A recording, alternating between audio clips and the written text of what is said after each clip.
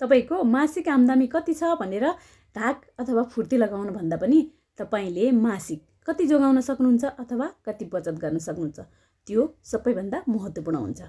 मैले तपाईलाई बिमा गर्नु गर्नु गर्नु भनिरहँदाखेरि त्यो बिमा अभिकर्ताको लागि भनेर बुझ्नुहुन्छ होला, तर कदापि होइन। त्यो बिमा तपाईकै लागि हो। बिमामा तिर्ने प्रिमियम तिरिसकेपछि त्यो फारम कसको नाममा बन्छ?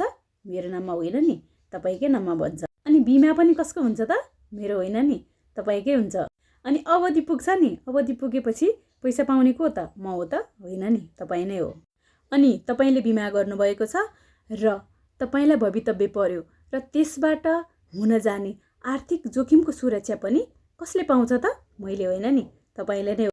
त्यसैले बिमा भनेको अभिकर्ताको लागि भनेर भ्रममा नपर्नु होला। बिमा जहिले पनि बिमितकै लागि हो अथवा तपाईकै लागि हो। धन्यवाद।